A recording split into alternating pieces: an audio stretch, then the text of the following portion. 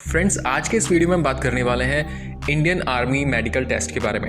जी हाँ दोस्तों, इस वीडियो में हम जानेंगे कि आपकी बॉडी के वो कौन कौन से पार्ट्स हैं जिनका इंडियन आर्मी के मेडिकल टेस्ट में टेस्ट होगा या होता है।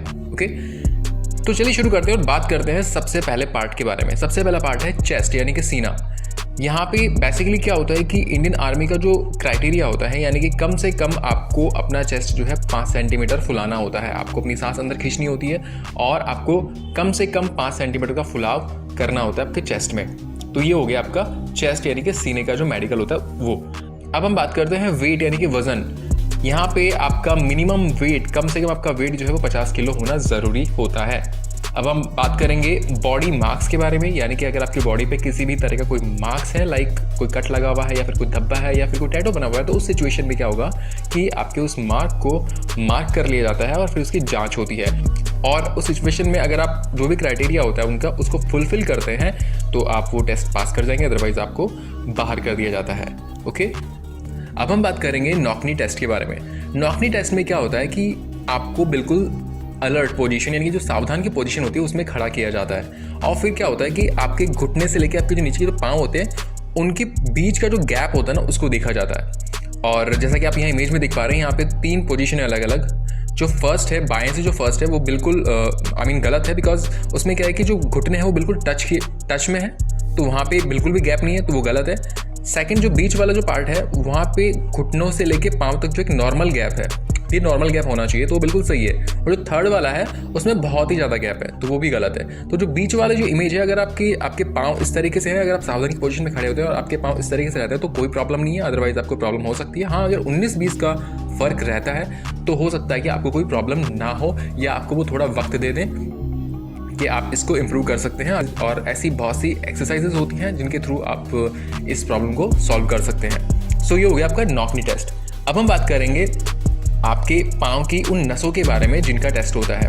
एक्चुअली आपके जो पाँव के एक तो बैक साइड में होती है और एक जो है आपका जो लेफ्ट लेग होता है उसके लेफ्ट साइड में एक नस होती है। उन नसों का चेकअप किया जाता है और ये देखा जाता है कि उन नसों में कोई प्रॉब्लम तो नहीं है, वो नसें फूलती तो नहीं है, जैसा कि आप इमेज में देख पा रहे हैं। तो एक तो आपके बैक साइड में, पाँव के बैक साइड में जहाँ आपकी काफ होती है, और सेकंड जो है आपके लेफ्ट साइड में, उन 2 नसों को चेक किया जाता है और उनमें कोई फुलाव वगैरह तो नहीं है। अगर ऐसा कुछ प्रॉब्लम होती है तो आपको डेफिनेटली प्रॉब्लम होगी। अब हम बात करते हैं फ्लैट फुट के बारे में। फ्लैट फुट में जैसा कि आप यहाँ इमेज देख पा रहे हैं, 2 अलग अलग जो आपके फुट है। एक तो बिल्कुल फ्लैट है, लेफ्ट से जो फर्स्ट इमेज है उसमें उसको देखिए बिल्कुल पाँव एकदम चपटा है।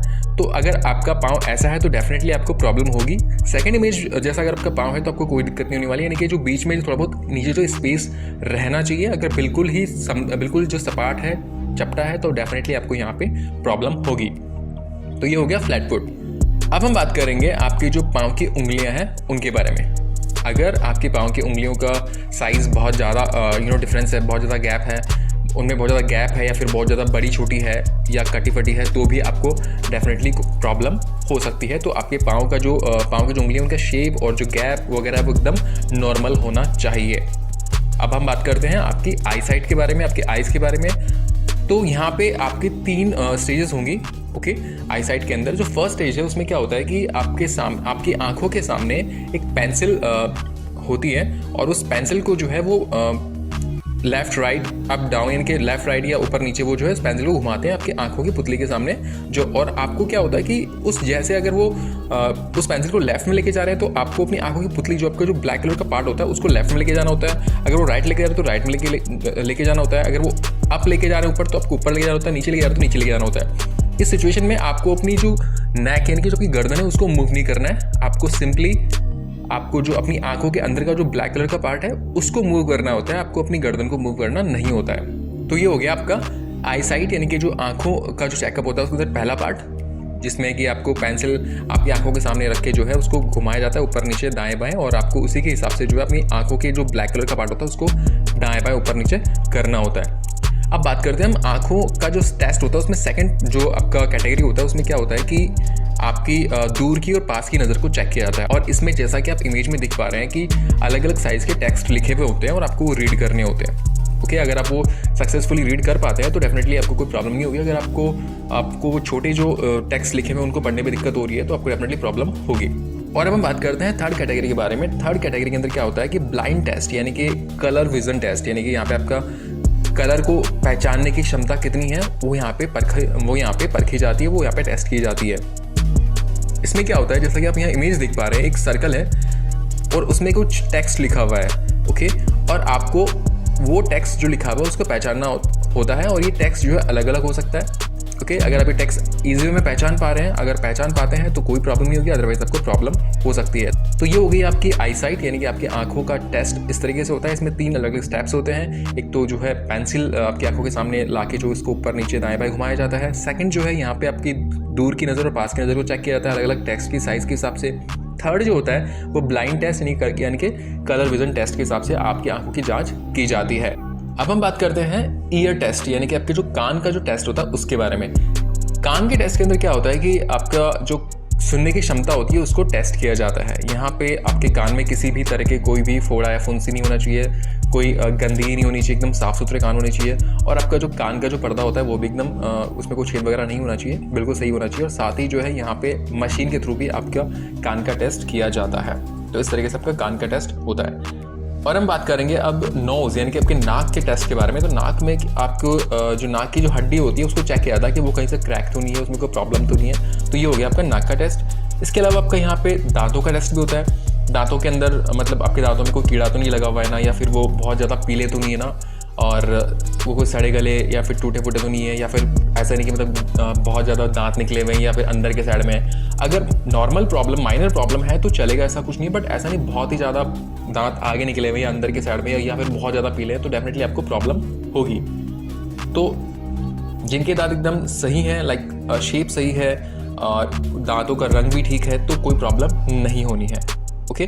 तो ये हो गया आपका टीथ यानी कि दांतों का टेस्ट। इसके अलावा यहाँ पे आपका हार्ट का टेस्ट होता है। इसमें आपकी हार्ट बीट को चेक किया जाता है, आपकी जो धड़कन है उसको चेक किया जाता है कि आपकी धड़कन एकदम सही चल रही ना, ऐसा तो नहीं कि मतलब बहुत कम या फिर बहुत ज़्यादा हो रही है, तो उस सिचुएशन में कोई प्रॉब्लम हो सकती है। एकदम आपकी जो नॉर्मल हार्ट बीट होती है वो हार्ट बीट रहनी चाहिए। इसके अलावा आपका ब्लड प्रेशर चेक किया जाता है। ऐसा तो नहीं कि मतलब आपका ब्लड प्रेशर बहुत ज़्यादा हाई है या फिर बहुत ज़्यादा लो है, तो ये भी एकदम नॉर्मल रहना चाहिए। और इसके अलावा यहाँ पे आपका यूरिन टेस्ट भी किया जाता है। अब हम बात करेंगे पाम टेस्ट के बारे में। पाम यानी कि हथेली। हथेली के टेस्ट में क्या होता है कि आपकी हथेली में अगर बहुत पसीना आता है तो डेफिनेटली आपको प्रॉब्लम होगी और आप डेफिनेटली इंडियन आर्मी ज्वाइन नहीं कर पाएंगे। तो हम तो आपको यहाँ पे यही सजेस्ट करेंगे कि ये मेडिकल टेस्ट देने से पहले अगर आपको लगता है कि आपकी हथेली में पसीना वगैरह आते हैं तो आप इसका अच्छे से ट्रीटमेंट ले लीजिए, उसके बाद ही आप मेडिकल के लिए जाएँ। अब हम बात करेंगे अंडकोश वृद्धि के बारे में। अंडकोश वृद्धि में ये टेस्ट किया जाता है कि आपके जो अंडकोश हैं उनकी जो साइज़ है वो एकदम नॉर्मल होनी चाहिए। ऐसा तो नहीं कि मतलब एक अंडकोश जो है ज़्यादा बड़ा है या फिर एक छोटा है या फिर मतलब बहुत ज़्यादा लटके हुए हैं, तो ऐसा नहीं होना चाहिए। एकदम नॉर्मल शेप में होनी चाहिए, एकदम नॉर्मल साइज़ में होनी चाहिए, उनमें कोई प्रॉब्लम नहीं होनी चाहिए। अगर ऐसा है तो कोई दिक्कत नहीं है, आप उस टेस्ट को क्लियर कर लेंगे, अदरवाइज़ आपको प्रॉब्लम हो सकती है। इसके अलावा यहाँ पे ये भी चेक किया जाता है कि आपको कोई बवासीर वगैरह की बीमारी तो नहीं है। अगर आपको बवासीर वगैरह की बीमारी है तो डेफिनेटली आपको प्रॉब्लम होगी। तो ये भी अगर है तो आप डॉक्टर से अच्छे से चेकअप करवा लीजिए, ट्रीटमेंट ले लीजिए, ओके।